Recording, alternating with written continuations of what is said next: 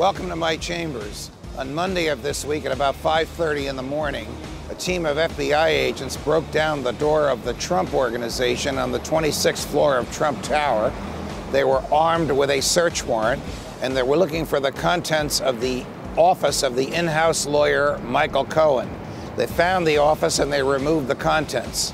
In doing that, they also removed private documents belonging to his principal client, the President of the United States. Can a judge sign a search warrant permitting the government to invade the lawyer's office of a person who's under an investigation by the government as well? The short answer is yes, though judges are very reluctant to do this and will only do it if there is no other means to obtain the evidence that the government seeks. And if the government has to have that evidence in order to prosecute a wrongdoer, under those circumstances, the judges will consider signing a search warrant. Think of it. The government says it was not after anything that belonged to Donald Trump. It was after materials that belonged to Michael Cohen. The government claimed Mr. Cohen, President Trump's longtime lawyer, was engaged in bank fraud, that he obtained money fraudulently from a bank, that he wired that money over interstate lines, which makes it wire fraud, that he confirmed the wire in a letter that he put in the U.S. Postal Service, which makes it mail fraud. That's 3 frauds, each of which is a potential 5 years in jail.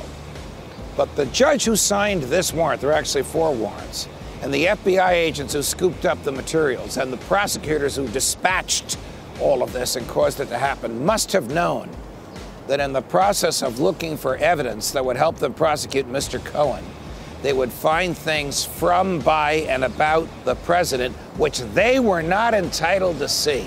And that, of course, is the problem. There are procedures in place to keep the prosecutors from ever seeing these things.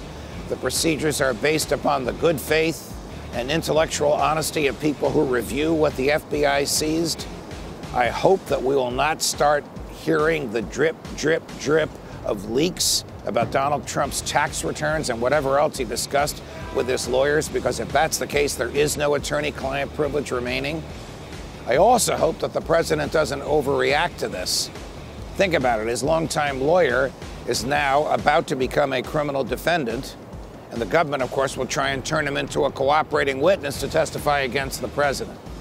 Will he pardon those who are about to testify against him? Will he fire those who are pursuing him?